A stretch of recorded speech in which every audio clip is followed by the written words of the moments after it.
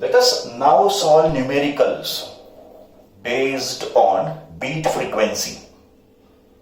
तो beat frequency topic के जो टेक्स्ट बुक न्यूमेरिकल्स है उनको भी हम लोग डिस्कस करते हैं.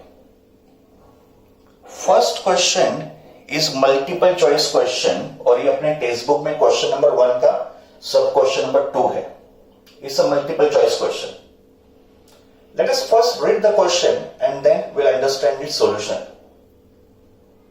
So we are solving problems based on beat frequency. Beats वाले क्वेश्चन हमको सॉल्व करना है. Question says if two open organ pipes, we are given two open pipes of length 50 centimeter and 51 centimeter, sounded together produces 7 beats per second. तो 7 beats per second क्या है? Beat frequency. Beat per second is a unit of beat frequency. तो calculate the speed of sound. Speed of sound हमको calculate करना है. तो we are given two open pipe, उनके length है 50 centimetre and 51 centimetre. When both the pipes are sounded together they produces 7 beats per second. Beat frequency between two pipe is 7 beats per second. तो question says find velocity of sound. तो L1 is the length of open pipe number 1 which is 50 centimeter. L2 is the length of second open pipe which is 51 centimeter. Beat frequency दिया 7 beats per second.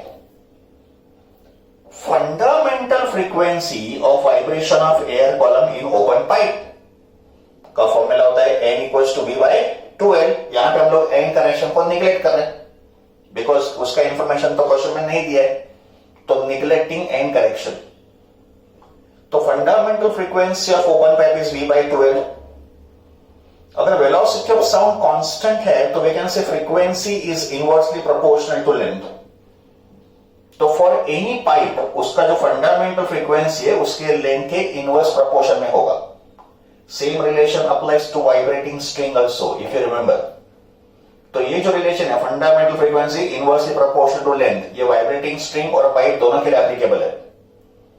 Now since L1 is less than L2, देखो L1 50 centimetre है, L2 51 centimetre है. तो since L1 is less than L2, frequency N1 will be greater than N2 because frequency और length inverse proportion में है. तो N1 greater than N2 होगा. Therefore beat frequency का फॉर्मूला होगा N1 minus N2 because beat frequency होता है higher frequency minus smaller frequency. तो सबसे पहले लेंथ को रिफर करके हमने फ्रीक्वेंसी का रिलेशन फाइंड किया. तो हमको पता चला N1 N2 से ग्रेटर है. तो अगर N1 N2 से ग्रेटर है तो बीट फ्रीक्वेंसी का फॉर्मूला N1 माइनस N2 होगा बिकॉज N1 इज ग्रेटर. और ये बीट फ्रीक्वेंसी कितना है? 7 का मतलब N1 माइनस N2 हो गया 7. बीट फ्रीक्वेंसी का फॉर्मूला क्या होगा? फ्रीक्वेंसी का डिफरेंस. तो यहां पे N1 माइनस N2 7 हो गया. अभी N1 का फॉर्मूला क्या होगा? V by 2L1. तो N1 होगा V by 2L1 और N2 का फॉर्मूला क्या होगा? V by 2L2. तो N2 को लिखा V by 2L2 and that is equal to 7. V by 2 common ले लो तो V by 2 कॉमन, ब्रैकेट में 1 upon L1 minus 1 upon L2 and that is equal to 7. फिर इस ब्रैकेट में क्रॉस मल्टीप्लाई करो तो V by 2 into bracket L2 minus L1 upon L1 into L2 that is equal to 7. तो V will be equal to 2 यहां पे चला गया 14 हो जाएगा. तो 14 into L1 L2 upon L2 minus L1. तभी इसको सॉल्व करेंगे तो हमको वेलोसिटी ऑफ साउंड मिलेगा. तो velocity of sound V will be equal to 14 into L1 into L2 that is 50 into 51 divided by L2 minus L1. L2 minus L1 कितना होगा? 51 minus 50 that is 1 centimetre. यहां मैंने values को centimetre में रखा है तो जो वेलोसिटी ऑफ साउंड आएगा वो भी सेंटीमीटर पर सेकंड में आएगा. तो if you multiply 14, 50 and 51 answer आएगा 35700 सेंटीमीटर पर सेकंड. 35,700 सेंटीमीटर पर सेकंड. बट हमको जो वैल्यूज दिए वो मीटर पर सेकंड में दिए हैं.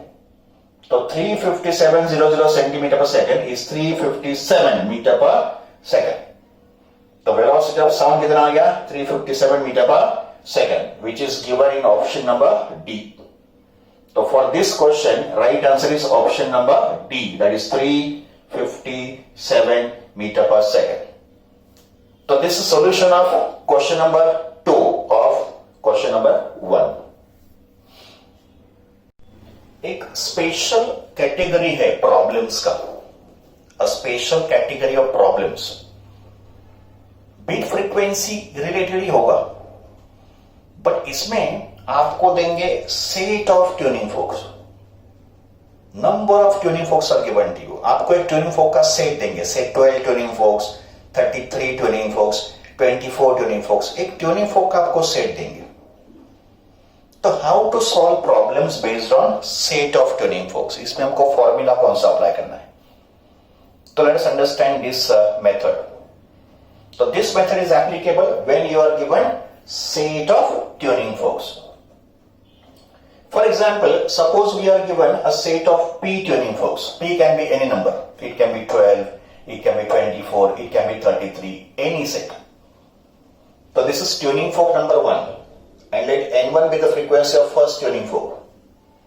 This is tuning fork number 2. Let N2 be the frequency of second tuning fork. ये थर्ड ट्यूनिंग फोक है, उसका frequency N3 etcetera. And then we come to the last tuning fork. तो last tuning फोक को मैंने P define किया है, तो उसका फ्रीक्वेंसी NP होगा. NP can be frequency of last tuning fork या NP can be frequency of any intermediate tuning fork. तो अगर कोई P नंबर का ट्यूनिंग फोक है, P can have any value, तो अगर कोई P नंबर का ट्यूनिंग फोक है तो उसका फ्रीक्वेंसी NP डिफाइन करो. फिर हम लोग एक और टर्म डिफाइन करेंगे, दैट इज D. यहां पे D होगा बीट फ्रीक्वेंसी का सिंबल. तो D होगा beat frequency between any two adjacent tuning fork. का मतलब any two adjacent tuning fork produces D number of beat frequency. का मतलब N1 N2 के बीच में बीट फ्रीक्वेंसी कितना होगा, D beats per second. N2 N3 के बीच में बीट फ्रीक्वेंसी कितना होगा, वापस D beats per second. N3 N4 के बीच में कितना होगा beats per second, D beats per second. तो D होगा beat frequency between any two adjacent tuning fork या any two consecutive tuning fork. तो यहां पे N1 क्या है, frequency of first tuning fork. NP क्या है, frequency of some pth tuning fork. And this P can be last frequency also. It can be last frequency or it can be any intermediate frequency also. D क्या है, beat frequency between any two adjacent या any two consecutive tuning fork. Question में either these tuning forks are arranged in the increasing order of frequency. Increasing order is also called ascending order of frequency. Or these tuning forks can be arranged in the descending or decreasing order of frequency. तो इन tuning fork का जो arrangement होगा either frequency के increasing order में होगा या frequency के decreasing order में होगा. Increasing order also called ascending order and decreasing order is also called descending order. तो ये इंफॉर्मेशन क्वेश्चन में मेंशन करेंगे कि tuning forks are arrange in increasing order और या tuning forks are arrange in decreasing order of frequency. तो in this particular situation formula हम लोग कौन सा यूज करेंगे, NP is equal to N1 plus और minus P minus 1 into D. तो ये फॉर्मूला हमको अप्लाई करना है. तो NP का फॉर्मूला N1 प्लस और minus P minus 1 into D हो जाए. ये फॉर्मूला अप्लाई करेंगे. अभी इसमें N1 क्या है, तो N1 होगा frequency of first tuning fork. NP क्या है, तो NP होगा frequency of pth tuning fork. तो P होगा number of tuning folk. D क्या है, बीट फ्रीक्वेंसी. अभी यहां पे देखो प्लस और माइनस दोनों साइन है, बट आपको फॉर्मूला में या तो प्लस सिंबल यूज करना है या तो माइनस सिंबल यूज करना है. तो when to use plus sign, तो इस फॉर्मूला का प्लस साइन यूज करेंगे when the tuning forks are arrange in ascending order of frequency. Because अगर ये फ्रीक्वेंसी का असेंडिंग ऑर्डर होगा तो N1 होगा लोएस्ट फ्रीक्वेंसी और NP होगा हाईएस्ट फ्रीक्वेंसी. अगर ये फ्रीक्वेंसी का असेंडिंग ऑर्डर होगा का मतलब इंक्रीजिंग ऑर्डर होगा, तो we go from lower to higher frequency. तो for ascending order of frequency N1 is lowest, NP is highest. तो इन दैट केस हम लोग NP का फॉर्मूला क्या लिखेंगे, N1 plus P minus 1 into D. तब हम लोग प्लस सिंबल यूज करेंगे. and use negative symbol, use minus symbol when the tuning forks are arranged in descending order of frequency. अगर ये फ्रीक्वेंसी का डिसेंडिंग ऑर्डर होता तो N1 सबसे हाईएस्ट होता और NP सबसे लोएस्ट होता, बिकॉज ये फ्रीक्वेंसी का डिसेंडिंग ऑर्डर है, फ्रीक्वेंसी डिक्रीज हो रहा है, तो डिक्रीजिंग ऑर्डर का मतलब हायर टू लोअर, तो in that case N1 is highest और NP इज लोएस्ट, एंड तभी हमको माइनस साइन यूज करना पड़ेगा, बिकॉज तभी NP जो है वो N1 से छोटा होगा। तो प्लस साइन यूज करेंगे when the frequencies are arrange in ascending order, and minus sign use करेंगे when the frequencies are arrange in descending order. ये हमको न्यूमेरिकल में मेंशन करेंगे, they will mention in the numerical. ठीक है, तो ये फॉर्मूला हमको यूज करना है। अभी इस टाइप के प्रॉब्लम में एक स्पेशल वर्ड होता है ऑक्टेव। ये ऑक्टेव वर्ड जो है ना वो फ्रीक्वेंसी के लिए होता है। This is Octave not octet. Octet और ऑक्टेव दोनों वर्ड अलग है। ऑक्टेट का मतलब 8, ऑक्टेट का मतलब क्या होता है 8, नंबर 8, एंड ऑक्टेव का मतलब डबल। और ये ऑक्टेव वर्ड जो है वो फ्रीक्वेंसी रेशियो के लिए यूज होता है। तो when frequency ratio is octave, then the one frequency is double of another frequency. तो ये जो वर्ड है octave उसका मतलब क्या होता है double. For example, first fork is an octave of last fork. First fork is an octave of last fork. This implies frequency of the first fork is double the frequency of last. तो इस condition में हम लोग क्या बोलेंगे, N1 is twice of NP, Octave का मतलब double. तो frequency of the first fork N1 is double the frequency of the last fork NP, assuming NP is the last tuning fork. या तो फिर स्टेटमेंट ऐसे होगा, last fork is an Octave of first. Last fork is an Octave of first, तो last fork कौन सा है, frequency NP, Octave का मतलब double of the first, first कौन सा है N1। तो if last fork is an octave of first, then NP will be double of N1. ये जो रिलेशन है first fork is Octave of last, ये एप्लीकेबल होगा इन descending order of frequency, and last fork is an Octave of first fork, ये applicable होगा इन ascending order of frequency. But हमको क्या रखना है कि ऑक्टेव का मतलब होता है डबल। तो this is technique of solving the problems based on set of tuning forks. Now discuss question number 21, numerical number 21 from the government textbook, and this numerical is based on set of tuning fork formula जो भी हमने discuss किया उस basis पे ये problem है। Let us first read the problem, understand the problem, and then we'll come to the solution part.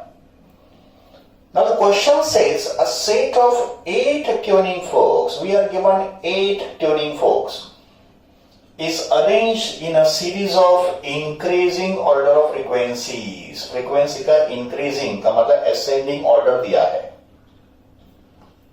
Each fork gives 4 beats per second with the next one. का मतलब ये हमको दिया beat frequency 4 beats per second between any two consecutive tuning fork. And the frequency of the last fork, अभी last fork कौन सा होगा, 8th one होगा, because we are given 8 tuning fork. The frequency of the 8th tuning fork is double that of the first. Then calculate the frequencies of first and the last fork. We have to calculate frequency of the first tuning fork, that is N1, and the frequency of the last tuning fork, that is N8, because there are total 8 tuning forks. N1 find करना है और N8 find करना है, frequency of the first tuning fork and the frequency of the last tuning fork. तो यहां पे देखो beat frequency का सिंबल हम लोग D यूज करेंगे, वो दिया है 4 बीट्स पर सेकंड, ठीक है, और N8 is double of N1, frequency of the last tuning fork 8 होगा, last tuning fork double of first. What is the formula, NP equals to N1 plus P minus 1 into D. अभी यहां पे हमने plus symbol use किया है because frequency का increasing order है। अगर फ्रीक्वेंसी का डिक्रीजिंग ऑर्डर होता तो हम लोग यहां पे निगेटिव साइन यूज करते, but since it is a increasing order of frequency plus sign आएगा। फिर ये फॉर्मूला मैंने 8th ट्यूनिंग फोर्क के लिए लिखा। का मतलब अगर P होता 8 तो N8 equals to N1 plus 8 minus 1 into 4, ये होगा frequency of the 8th tuning fork. N8 equals to N1 plus 8 minus 1 into 4। But N8 कितना है? N8 कितना है? ट्वाइस ऑफ N1 है। तो इस N8 को लिखो डबल ऑफ N1, तो N8 is 2 times of N1 is equal to N1 plus 28 हो जाएगा। 7 4 जा 28, तो फिर N1 कितना होगा? N1 होगा 28 hertz. That means frequency of the first tuning fork is 28 hertz. अभी फाइंड करते frequency of the last tuning fork, and last tuning fork कौन सा होगा? N8 होगा। बट N8 कितना है? तो डबल ऑफ N1 है, तो N8 is double of N1, that is 2 times of 28. 2 into 28 is 56 hertz. So frequency of the first tuning fork is 28 hertz, and the frequency of the last tuning fork N8 is 56 hertz. So this is solution to question number 21.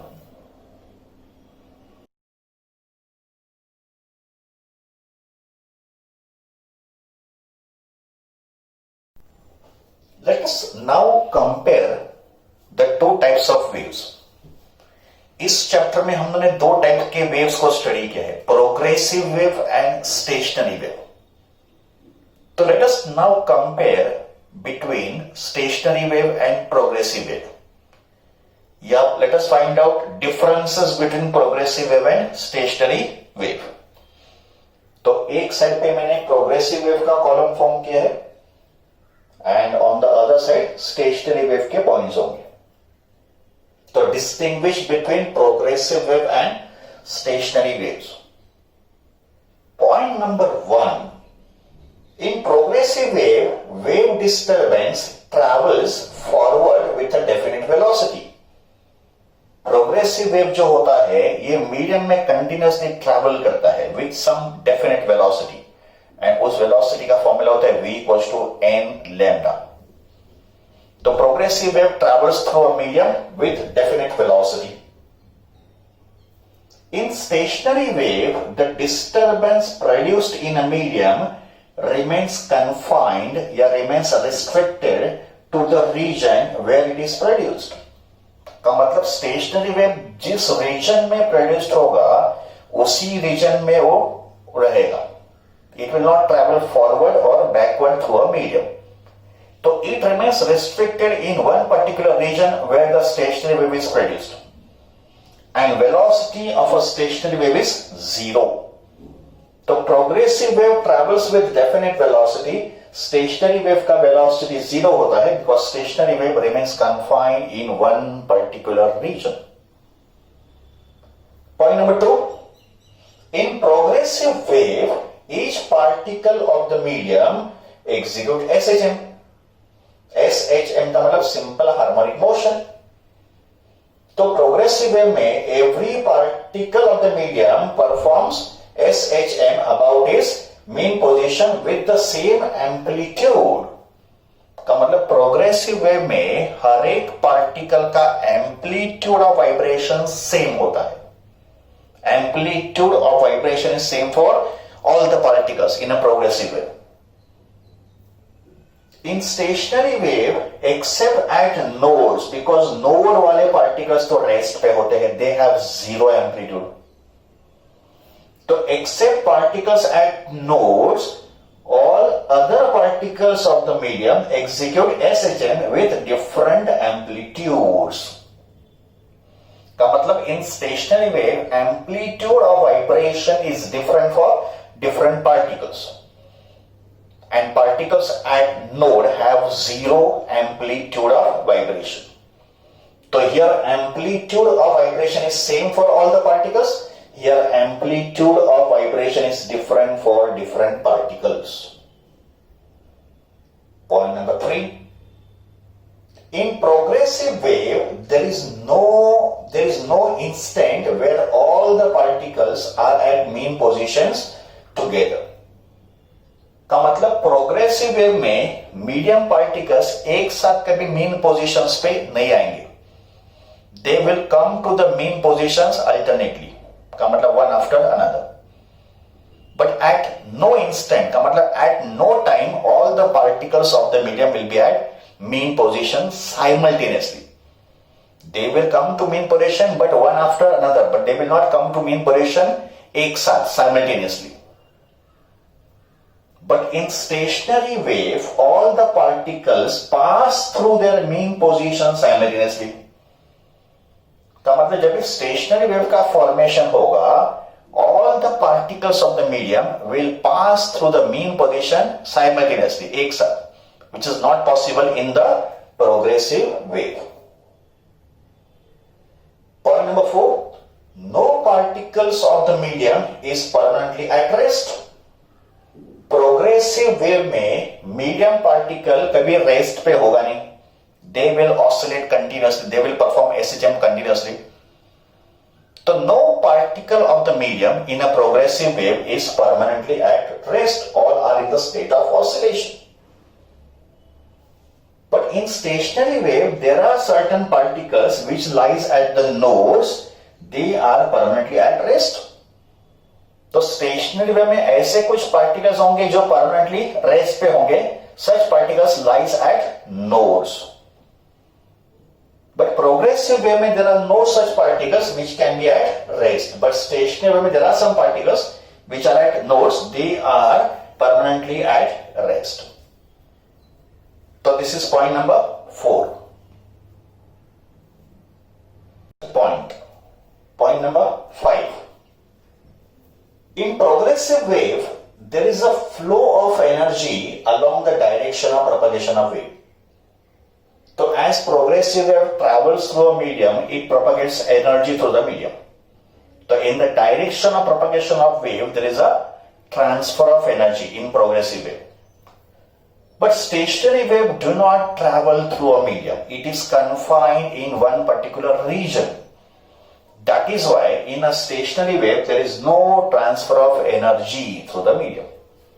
So progressive wave there is a transfer of energy. In stationary wave there is no transfer of energy through the medium. Point number 6. There is a continuous change of phase from one particle to the next particle. So in progressive wave phase is different for different particles. All the particles vibrate with different phase in progressive wave. In stationary wave, all the particles between the two successive nodes. Now all particles between two successive nodes lie on one particular loop. तो stationary wave के एक loop में जितने भी particles होंगे, they vibrate in the same phase. And particles in the next loop, का मतलब particle in the adjacent loop are in the opposite phase. So all particles between two consecutive nodes, का मतलब lying in one loop, vibrate in same phase, and all the particles in the next loop vibrate in opposite phase. But in progressive wave, particle to particle phase change होगा. Then we come to point number 7.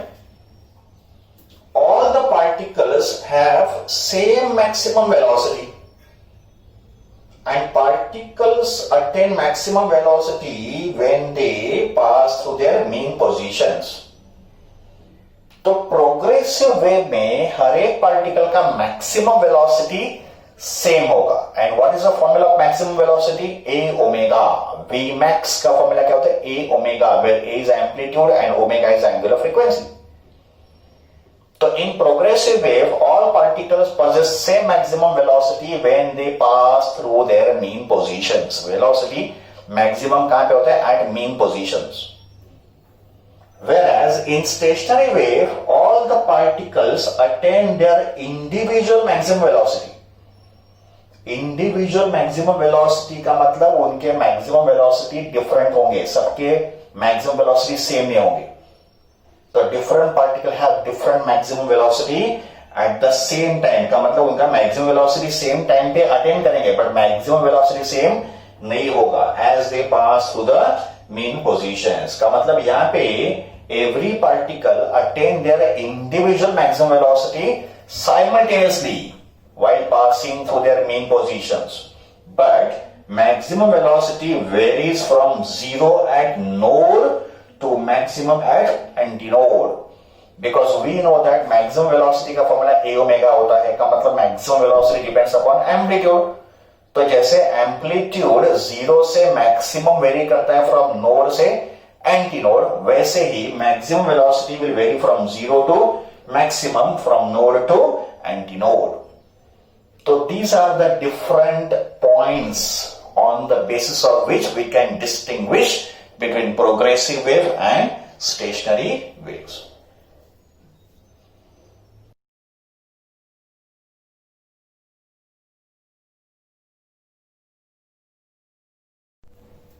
Hello students, आज हम लोग discuss करेंगे different characteristics of sound. तो sound का जो characteristics होते हैं उसको हम लोग डिस्कस करेंगे. Basically sound is recognised by 3 characteristics. Sound के टोटल 3 कैरेक्टरिस्टिक्स होते हैं. तो सबसे पहले हम लोग इन कैरेक्टरिस्टिक्स को ब्रॉडली डिस्कस करेंगे, फिर हर एक प्रॉपर्टी को हम लोग इन डेप्थ डिस्कस करेंगे. तो what are the 3 characteristics of sound? सबसे पहला होता है लाउडनेस.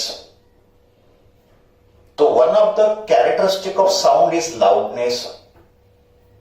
लाउडनेस डिपेंड करता है इंटेंसिटी ऑफ साउंड पे, and intensity is directly proportional to amplitude का स्क्वायर. तो लाउडनेस का मेजरमेंट इंटेंसिटी से होता है. Intensity is directly proportional to amplitude square. तो we can say loudness depends upon amplitude. Loudness depends upon amplitude. Now on the basis of loudness sound can be either shout या sound can be whispering. Loudness के terms में sound या तो loud sound होगा, है ना, उसको बोलेंगे शाउट, या साउंड कैन बी सॉफ्ट, उसको बोलेंगे विस्परिंग. तो शाउट किसको बोलेंगे? जिसमें लाउडनेस ज्यादा होगा. तो साउंड हैविंग बिगर लाउडनेस या greater loudness is shout. And whispering में क्या होगा? साउंड का लाउडनेस एकदम कम होगा. तो साउंड ऑफ लो लाउडनेस या low intensity sound is whisper, and high intensity sound को क्या बोलेंगे? शाउट. तो ये हो गया कैरेक्टरिस्टिक नंबर 1, लाउडनेस. फिर नेक्स्ट प्रॉपर्टी है pitch. Pitch of the sound. और ये जो प्रॉपर्टी है साउंड का, ये मेजर होता है in terms of frequency of a sound wave. तो जैसे लाउडनेस मेजर होता है एम्पलीट्यूड के फॉर्म में, वैसे पिच मेजर होगा फ्रीक्वेंसी के फॉर्म में. का मतलब we can have high pitch sound और we can have low pitch sound. Pitch के टर्म में फ्रीक्वेंसी पिच के फॉर्म में साउंड या तो हाई पिच होगा या लो पिच होगा. High pitch sound is high frequency sound and low pitch sound is low frequency sound. High pitch या हाई फ्रीक्वेंसी साउंड को बोलेंगे श्रिल साउंड. श्रिल का मतलब एकदम तीखा साउंड, तीक्ष्ण साउंड. तो high pitch sound is high frequency sound, उसको बोलेंगे shrill. And low pitch sound is low frequency sound, and low frequency sound is called grave. Grave का मतलब एकदम मोटी आवाज होगी. ग्रेव, फ्लैट, मोटी आवाज. For example, a sound produced by child or a woman is shrill. और एक आदमी, a man, sound of a man is grave. तो sound of child or woman is shrill and the sound of man is grave. ये तीखी आवाज होते हैं, एकदम तीक्ष्ण आवाज होती है, और ये मोटी, एकदम फ्लैट आवाज होती है. That is called grave. तो high pitch sound shrill, low pitch sound grave. Third characteristic of sound is quality, also called timbre. Quality, also called timbre. And quality or timbre is measured in terms of waveform. Sound का waveform. तो quality quality of sound या timber of sound is measurement in terms of wave form. तो अगर sound एकदम periodic है, एकदम symmetrical है, periodic and symmetrical with constant amplitude, तो उसको बोलेंगे म्यूजिकल साउंड। तो musical sound is a periodic sound of constant amplitude and constant waveform. उस वेवफॉर्म का शेप चेंज नहीं होता है। And second type is noise. Noise का मतलब it is a non periodic sound of fluctuating waveform.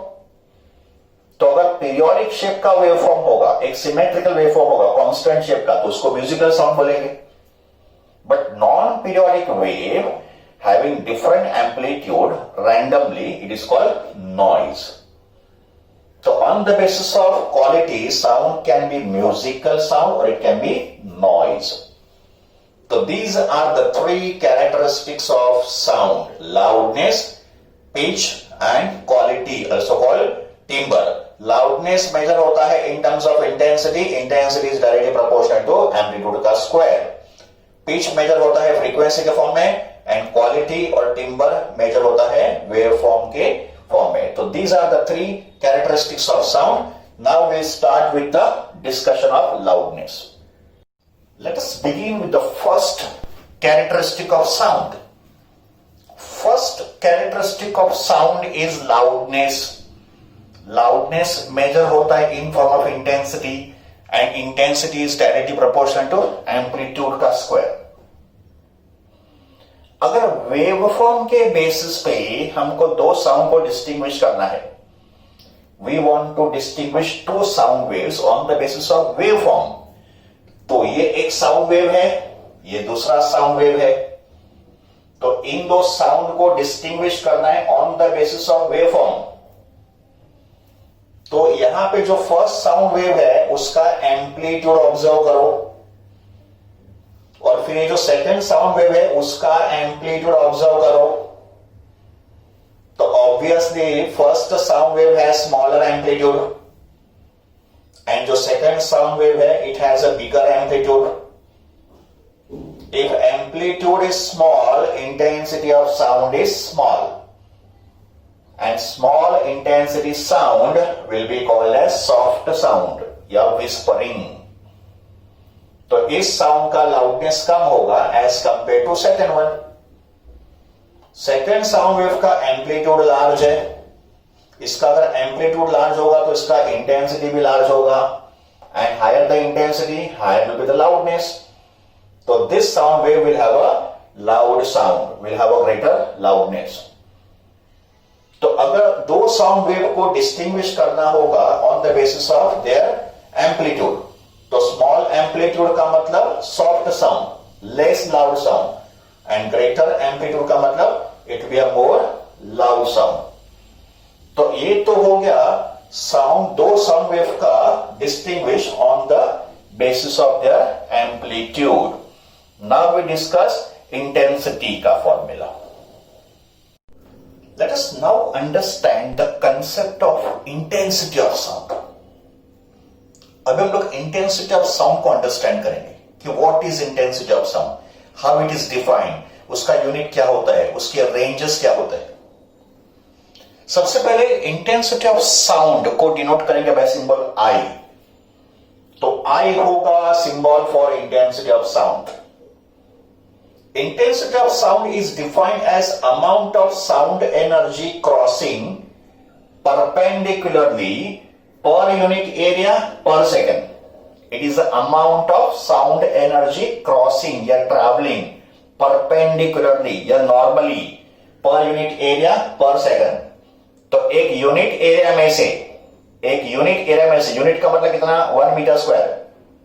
तो एक यूनिट एरिया में से एक सेकंड में कितना साउंड एनर्जी पास होगा या क्रॉस होगा perpendicularly, that is called intensity of sound. तो इंटेंसिटी ऑफ साउंड आई का फॉर्मूला होगा E upon A into T। यहां पे E stands for sound energy, A stands for area और T स्टैंड्स फॉर टाइम। तो it is energy crossing per unit area per unit time. But energy per unit time होता है power, energy per unit time is power, तो intensity is power crossing per unit area, amount of power crossing per unit area. तो intensity का formula E upon AT और P upon area, power per unit area या energy per unit area per unit time. Intensity का एक formula ये भी है, half rho V omega square into A square. तो for the calculation of intensity, ये तो इंटेंसिटी का डेफिनेशन हो गया। तो for the calculation of intensity we use the formula half rho V omega square into A square. Here rho stands for density of the medium in which the sound wave is traveling. Rho होगा density of a medium in which the sound is traveling. V होगा velocity of sound in that particular medium. V होगा velocity of sound in that particular medium. Omega is angular frequency और A होगा amplitude. तो intensity का formula क्या होता है, half rho V omega square into A square, and that is why we say intensity is directly proportional to amplitude का square. देखो according to this relation intensity proportional to square of amplitude, I proportional to A square. Intensity का unit क्या होगा, देखो intensity है energy per unit area per unit time. Energy का unit joule, area का unit metre square, time का unit second, तो it is joule per metre square second. Intensity का unit joule per metre square second. But what is joule per second, joule per second क्या होता है, what. तो अगर joule per second what है जो पावर का यूनिट है, तो जूल पर सेकेंड को लिखो वॉट, दैट इज W, तो it is what per metre square. इसको लोग ऐसे लिख सकते हैं ना, वॉट पर मीटर स्क्वायर। ये होंगे इंटेंसिटी के units. Let us find out range of hearing. Range of hearing also called limit of hearing. Limit of hearing का मतलब minimum intensity to maximum intensity received by human ear. तो अपने जो कान है वो कितने मिनिमम इंटेंसिटी को सुन पाते हैं या कितने मैक्सिमम इंटेंसिटी को हम लोग सुन पाएंगे, that is called limit of hearing. It is minimum to maximum range of intensity of sound. Limit of hearing is different than limit of audibility. ये दो टर्म्स अलग है, एक होता है लिमिट ऑफ हियरिंग और एक होता है limit of audibility. Limit of audibility is specified in terms of frequency of sound wave. ये जो लिमिट ऑफ ऑडिबिलिटी होता है ये साउंड वेव के फ्रीक्वेंसी का रेंज है जो हम लोग सुन पाते हैं, जो हमारे ह्यूमन ईयर सुन पाते हैं. तो limit of audibility is mention in terms of frequency. And what is the limit of audibility? From 20 hertz to 20 kilohertz. So we can receive sound wave. We can listen to the sound wave of frequency between 20 hertz to 20 kilohertz. जो sound का frequency 20 hertz से कम होगा ये हम लोग सुन नहीं पाएंगे, और जिस साउंड वेव का फ्रीक्वेंसी 20 किलोहर्ट्ज से ज्यादा होगा ये भी हम लोग सुन नहीं पाएंगे. तो इसको बोलेंगे limit of audibility 20 hertz to 20 kilohertz. और अभी हम लोग क्या स्पेसिफाई कर रहे हैं, limit of hearing. Limit of hearing जो है वो डिफाइन होता है in terms of intensity of sound. तो इंटेंसिटी ऑफ साउंड का जो लोअर लिमिट होगा that is called threshold of hearing, और इंटेंसिटी ऑफ साउंड का जो अपर लिमिट होगा, हाईएस्ट लिमिट होगा, that is called threshold of pain. तो threshold of hearing and threshold of pain. Threshold of hearing होगा lower limit and threshold of pain होगा higher limit of intensity of sound. So what is threshold of hearing? The lowest intensity of sound that can be perceived by the human ear is called threshold of hearing. तो एक lowest intensity जो हम लोग सुन पाएंगे, sound का lowest intensity that can be recognized by the human ear, that is called threshold of hearing. और threshold of hearing का वैल्यू होता है 10⁻⁻12 वॉट पर मीटर स्क्वायर. का मतलब ये होगा lowest intensity of sound that can be recognised by human ear. Intensity smaller than this can not be listened by our human ear. हम लोग उसको आइडेंटिफाई नहीं कर पाएंगे. और ये जो वैल्यू हमने डिफाइन किया है, this is for a constant frequency of 10 kilohertz. तो for constant frequency of 10 kilohertz the threshold of hearing होगा 10⁻⁻12 वॉट पर मीटर स्क्वायर. ये होगा lower limit of intensity of sound. Upper limit of intensity of sound is called threshold of pain. So what is threshold of pain? It is the highest intensity of sound that can be perceived by the human ear. This is called threshold of pain. और threshold of pain का value for 10 kilohertz frequency is 1 watt per meter square. So this is the highest intensity of sound human ear can withstand, 1 watt per meter square. But अगर intensity of sound 1 watt per meter square से ज्यादा होगा तो your ears are likely to get damaged. फिर आपके कान को नुकसान कर सकता है साउंड. तो any sound of intensity higher than 1 watt per meter square is dangerous to human ear. It can cause damage to the human ear. ठीक है. तो ये हो गया lower limit of intensity of sound और ये हो गया upper limit of intensity of sound for human ears. तो what is the range? What is the limit of hearing? The limit of hearing will be from 10⁻⁻12 watt per meter square up to 1 watt per meter square. ये हो गया lower limit और ये हो गया upper limit. So this is called limit of hearing and this is called limit of audibility. Let us now study the relation between loudness of sound and intensity of sound. Loudness और intensity of sound में जो relation है उसको study करेंगे. सबसे पहले loudness क्या होता है? तो loudness is the sensation received by our ear due to intensity of sound. तो जब भी हम लोग साउंड इंटेंसिटी को सुनते हैं तो हमारे कान में जो उसका परसेप्शन होता है या सेंसेशन होता है that is called loudness. And loudness depends upon intensity. More intensity, more loudness. Less intensity, less loudness. And intensity is directly proportional to amplitude का square. Okay? Now, ये भी पॉइंट देखो इंपॉर्टेंट है. Loudness is subjective, but intensity is objective. Loudness जो है वो एक subjective concept है और intensity जो है वो एक objective term है. ऑब्जेक्टिव का मतलब intensity person to person vary नहीं करेगा. तो अगर कोई साउंड इंटेंसिटी का वैल्यू है तो that intensity will be same for all the person, for all human beings. तो इंटेंसिटी ऑफ साउंड का perception person to person change नहीं होता है. That's why it is objective. जबकि लाउडनेस जो है it depends upon the person. का मतलब सेम लाउडनेस का sound will appear to be different for different person. का मतलब एक ही लाउडनेस का साउंड 2 या 3 पर्सन डिफरेंट तरीके से मेजर होंगे या मेजर करेंगे. तो loudness depends upon person to person. That's why loudness is subjective. जबकि इंटेंसिटी सब पर्सन के लिए सेम होगा for all human being. That's why intensity is objective. Now the relation between loudness and intensity. Loudness और intensity का जो relation दिया था वो दिया था साइंटिस्ट वेबर एंड फेशनर. तो इन दो साइंटिस्ट ने लाउडनेस और इंटेंसिटी के बीच में रिलेशन स्टेट किया था and that relation is called Weber Fechner law. According to Weber Fechner law loudness L is equal to K log of I.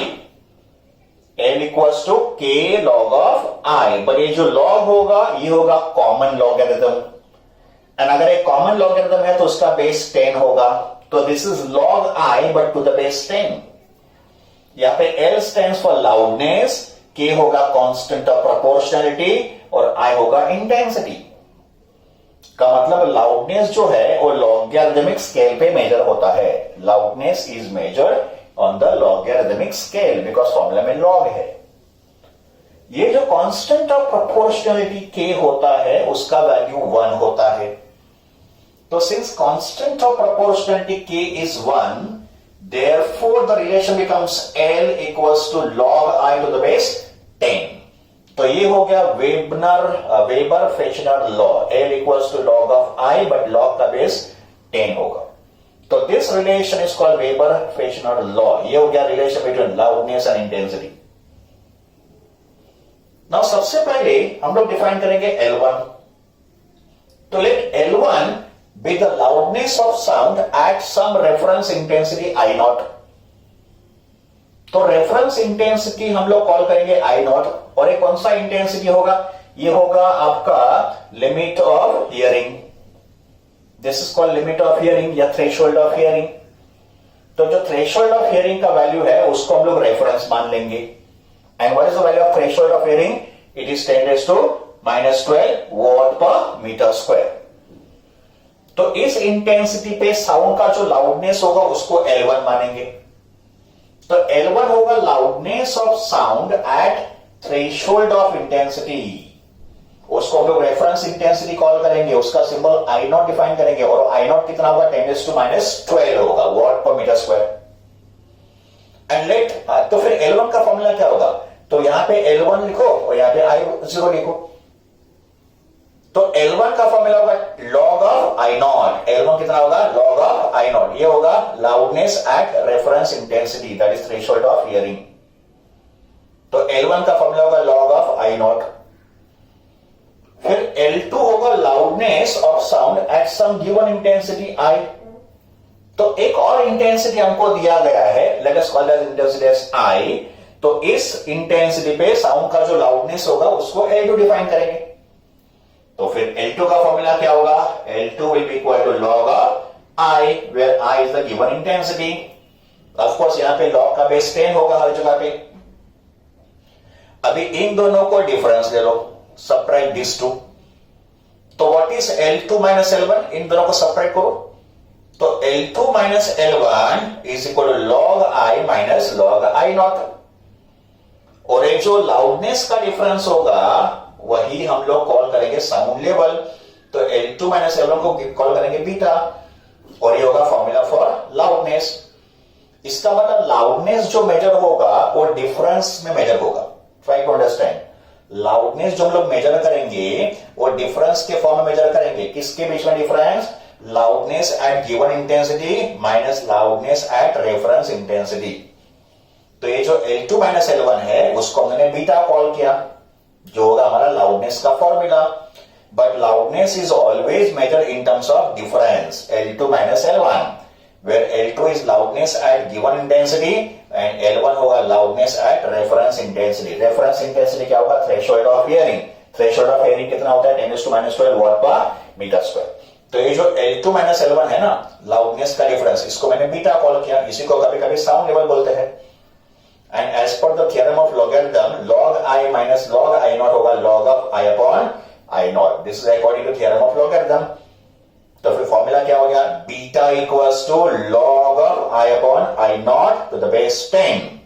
यहाँ पे बीटा होगा लाउडनेस और I होगा इन गिवन इंटेंसिटी और I naught होगा reference intensity. आप यहाँ पे ऑब्जर्व करें, इस फॉर्मूला में राइट हैंड साइड पे रेशियो है इंटेंसिटी का और लेफ्ट हैंड साइड में लाउडनेस का डिफरेंस है. In this formula on the right hand side we have ratio of intensity and on the left hand side we have loudness का difference. तो हमेशा जो हम लोग लाउडनेस मेजर करेंगे वो डिफरेंस के फॉर्म में मेजर करेंगे, that is L2 minus L1, और इसी को हम लोग कॉल करेंगे बीटा. तो loudness beta, but actually loudness beta क्या है? L2 माइनस L1 है. तो loudness beta is equal to log of I upon I naught to the base 10. Loudness का यूनिट होता है बेल, ये उसका यूनिट है. तो bel is a unit of loudness. Bel क्या है? Unit of loudness. तो इन बेल यूनिट लाउडनेस का फॉर्मूला होगा log of I upon I naught to the base 10. अगर मुझे ये फॉर्मूला डेसीबेल में एक्सप्रेस करना है, डेसीबेल, तो 1 डेसीबेल, डेसीबेल को लिखेंगे इन द सिंबल डीबी. तो ये डीबी क्या होगा? सिंबल होगा डेसीबेल का. What is dB? It is a symbol of decibel. तो 1 decibel is equal to 1/10 bel. 1 decibel कितना होगा? 1/10 बेल होगा. ठीक है. तो अगर मुझे ये फॉर्मूला डेसीबेल यूनिट में स्पेसिफाई करना है तो मैं क्या करूंगा? इसको 10 से मल्टीप्लाई करूंगा और 10 से डिवाइड करूंगा. तो multiply and divide by 10 with this formula. तो इस फॉर्मूला को मैंने 10 से मल्टीप्लाई किया और इस फॉर्मूला को मैंने 10 से डिवाइड किया. Multiply and divide by 10. Then what is 1/10 bel? 1/10 bel क्या हो गया? डेसीबेल हो गया. तो इसकी जगह पे लिखेंगे डीबी, 1/10 बेल की जगह पे लिखेंगे dB. What is dB? Decibel. तो फिर साउंड लाउडनेस का फॉर्मूला क्या होगा? Beta equals to 10 log I upon I naught. और ये किस यूनिट में होगा? डेसिबल में. ऑफ कोर्स यहां पे log का बेस क्या होगा? 10.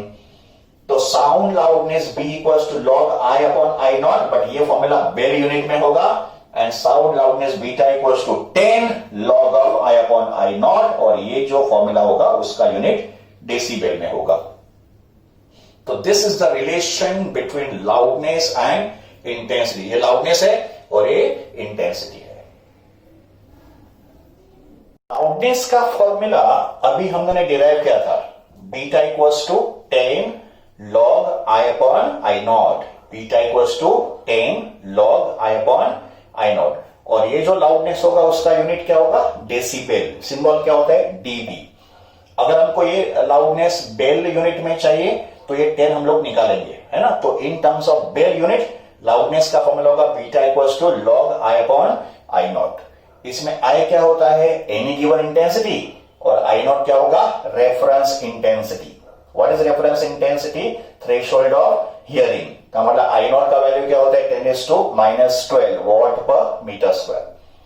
Late us find out limit of hearing in terms of loudness. तो जो लिमिट ऑफ हियरिंग था, lower limit and upper limit, इसको हम लोग लाउडनेस के फॉर्म में कैलकुलेट करते हैं कि कितना मिनिमम लाउडनेस हम लोग सुन पाएंगे और कितना मैक्सिमम लाउडनेस हम लोग सुन पाएंगे. ठीक है. तो सबसे पहले lower limit. Lower limit is called threshold of hearing. Threshold of hearing पे इंटेंसिटी का वैल्यू कितना होता है? 10⁻12 वॉट पर मीटर स्क्वायर. और इसी को हमने reference intensity I not call किया था. का मतलब अगर intensity 10⁻12 watt per metre square है तो इस इंटेंसिटी पे लाउडनेस कितना होगा? अगर intensity of sound 10⁻12 watt per metre square है तो इस इंटेंसिटी पे साउंड का लाउडनेस कितना होगा? इसका मतलब यहां पे देखो I और I नॉट सेम होंगे बिकॉज अपना I नॉट का वैल्यू भी यही था. तो यहां पे I equals to I naught हो गया. तो हमको लाउडनेस फाइंड करना है. तो लाउडनेस बीटा का formula 10 log of I upon I naught, but दोनों इक्वल है तो ये 1 हो जाएगा. And what is log 1? log 1 होता है 0. log 1 का वैल्यू कितना होता है? 0. तो this is 10 into 0 which is equal to 0 decibel. इसका मतलब at a intensity of 10⁻12 watt per metre square loudness होगा 0 डेसिबल. ये होगा लाउडनेस का वैल्यू इस इंटेंसिटी पे 0 डेसिबल. का मतलब at threshold of hearing loudness होगा 0 decibel. At threshold of hearing. Threshold of hearing का मतलब एट मिनिमम इंटेंसिटी, है ना. Minimum intensity perceive by human ear. तो मिनिमम इंटेंसिटी पे लाउडनेस होगा 0 डेसिबल का. ये डेसिबल का सिंबल है डीबी. नाउ अपर लिमिट क्या होता है? अपर लिमिट को बोलते हैं थ्रेशोल्ड ऑफ पेन. तो threshold of pain is upper intensity which can be perceive by human ear. तो उसका वैल्यू कितना होता है? 1 वॉट पर मीटर स्क्वायर. तो इस इंटेंसिटी पे लाउडनेस कितना होगा ये हमको फाइंड करना है. तो I beta equals to 10 log of I upon I naught. But यहाँ पे I कितना होगा? 1. और I नॉट कितना होता है? I not is reference intensity. वो कितना होता है? 10⁻12. तो I को लिखा 1 और I नॉट को लिखा 10⁻12. तो ये हो जाएगा 10⁻+12. ये ऊपर गया ना तो 10⁻12 हो जाएगा. नाउ log 10⁻12 में हम लोग अप्लाई करेंगे रूल log ऑफ m⁻n. तो log ऑफ m⁻n होता है n log ऑफ m, है ना. पावर यहाँ पे मल्टीप्लाई होता है as per the theorem of logarithm. तो ये पावर यहाँ पे मल्टीप्लाई हो जाएगा. तो this is 10 into 12 log of 10, है ना. This is rule of logarithm. What is log 10? log 10 का वैल्यू होता है 1. वैल्यू ऑफ log 10 कितना है? 1. तो log 10 is 1. तो this is 10 into 12 into 1 and that is equal to 120 decibel. तो ये होगा loudness of sound eight a intensity of 1 what per metre square. तो थ्रेशोल्ड ऑफ पेन का मतलब हाईएस्ट लाउडनेस जो ह्यूमन ईयर सुन सकता है वो 120 डेसिबल होगा. अगर लाउडनेस 120 डेसिबल से ऊपर चला गया तो that may damage the human ear. तो any loudness greater than 120 decibel is dangerous to human ear. वो ह्यूमन ईयर को डैमेज कर सकता है. का मतलब ह्यूमन ईयर के लिए लाउडनेस का रेंज क्या होगा? ह्यूमन ईयर के लिए लाउडनेस ऑफ साउंड का रेंज क्या होगा? Between 0 decibel to 120 decibel. Lowest loudness 0 decibel हम लोग सुन सकते हैं और हाईएस्ट लाउडनेस जो हम लोग सुन सकते हो कितना है? 120 डेसिबल। तो now we specify limit of hearing in terms of intensity and in terms of loudness. का मतलब हमारे जो सुनने के जो लिमिट्स होंगे, साउंड सुनने के जो हमारे लिमिट्स होंगे, उसको इंटेंसिटी और लाउडनेस दोनों फॉर्म में स्पेसिफाई करेंगे। सबसे पहले होगा threshold of hearing. Threshold of hearing is the lower value या लोअर रेंज ऑफ साउंड। तो in terms of intensity threshold of hearing कितना होता है? 10⁻12 watt per metre square. And in terms of loudness threshold of hearing होगा 0 decibel. 0 decibel. And upper limit होगा threshold of 10. This is upper limit of sound level that can be received by the human ear. तो threshold of 10 होगा upper limit. Upper limit intensity के form में कितना होगा? 1 watt per meter square. और loudness के form में कितना होगा? 120 decibel. तो ये होगा limit of hearing in terms of intensity and in terms of loudness. So we have studied the complete theory of loudness of sound. Second characteristic of sound, and that is pitch. हमने loudness study किया है. Now we come to the second characteristic of sound, that is pitch of sound. What is pitch of sound? So pitch of sound is the sensation received by ear due to frequency. तो due to frequency of sound हमारे ear पे जो sensation produced होगा, that is called pitch. इसका मतलब pitch depends upon frequency and pitch is the characteristic which distinguishes a shrill sound that is sharp sound from a grave sound. Grave sound is also called flag sound. तो on the basis of pitch we can distinguish sound between two types. एक होगा shrill sound और दूसरा होगा grave sound. Shrill sound का मतलब एकदम sharp sound होगा एंड ग्रेव का मतलब एकदम फ्लैट साउंड होगा। Now since pitch depends upon frequency, higher the frequency higher will be the pitch and lower the frequency lower will be the pitch. और जितना फ्रीक्वेंसी हाई होगा, जितना pitch high होगा, उतना साउंड शार्प होते जाएगा, उतना साउंड श्रिल होते जाएगा। For example, buzzing of bee or humming of a mosquito. Mosquito का जो हमिंग होता है या बजिंग ऑफ बी होता है, इट हैज हाई पिच। तो बजिंग ऑफ बी या humming of mosquito has higher pitch but उसका लाउडनेस होता है लो। जबकि लायन का जो रोर होता है, तो roaring of lion has higher loudness but it is lower pitch. Similarly, the pitch of female voice is higher in pitch as compared to male voice. तो female voice का pitch is higher than male voice का pitch. In terms of waveforms, अगर waveform के form में सब जो pitch को describe करना होगा, तो suppose we have two sound waves. This is sound wave number 1 and this is sound wave number 2. तो दो साउंड वेव को वेवफॉर्म के बेसिस पे आप कैसे डिस्टिंग्विश करोगे? तो फर्स्ट साउंड वेव का फ्रीक्वेंसी कम है एंड सेकंड साउंड वेव का फ्रीक्वेंसी ज्यादा है। बिकॉज फ्रीक्वेंसी क्या होता है? Number of waves per second. Frequency क्या होता है? Number of waves per second. तो here we can see very few waves, here we can see very large number of waves. तो यहाँ पे वेव्स कम है, इसके यहाँ पे लो फ्रीक्वेंसी होगा, तो ये होगा लो पिच साउंड। और यहाँ पे फ्रीक्वेंसी ज्यादा है because we have more number of waves, frequency number of waves per second. तो since we have more number of waves, this is high frequency sound and therefore this is high pitch sound.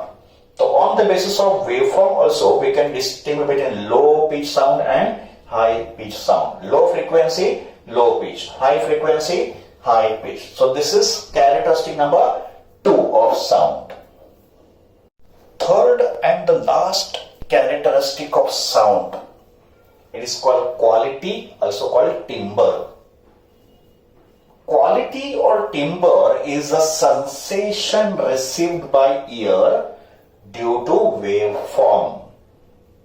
तो sound wave का जो waveform होगा, उस waveform की वजह से जो ह्यूमन ईयर पे सेंसेशन प्रोड्यूस्ड होगा that is called quality of sound या टिम्बर.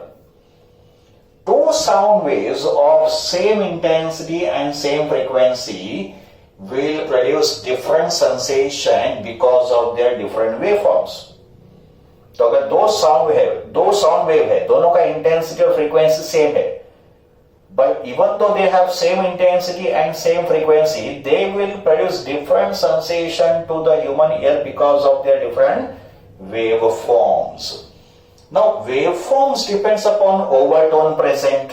Overtone का मतलब integral multiple of fundamental frequency. तो as waveform depends upon overtone present, quality of sound also depends upon number of overtones present, and overtones can be expressed in terms of harmonic also. तो quality of sound depends upon number of overtones या number of harmonics present in that particular sound. अगर waveform के form में हमको बताना होगा तो on the basis of quality sound can be either musical और नॉइज. तो म्यूजिकल साउंड किसको बोलेंगे? तो ये होगा म्यूजिकल साउंड का वेवफॉर्म और ये होगा नॉइज का वेवफॉर्म. तो म्यूजिकल साउंड का जो वेवफॉर्म होगा ये पीरियोडिक वेवफॉर्म होगा ऑफ कांस्टेंट एम्पलीट्यूड, और इसका शेप देखो ये भी एकदम सिमेट्रिकल होगा. तो symmetrical waveform, periodic waveform of constant amplitude will produce musical sound. And noise में क्या होगा? वेवफॉर्म होगा नॉन पीरियोडिक, और उस वेवफॉर्म का जो एम्पलीट्यूड होगा वो भी कंटिन्यूअसली चेंज होगा, रैंडमली चेंज होगा. तो non periodic unsymmetrical waveform of different amplitude will produce sound of noise. तो ये म्यूजिकल साउंड का वेवफॉर्म होगा और ये नॉइज का वेवफॉर्म होगा. डिफरेंस क्या है?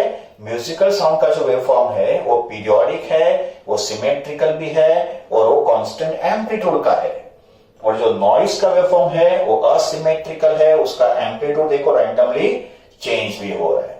तो ये होगा third characteristic of sound, that is quality और टिम्बर.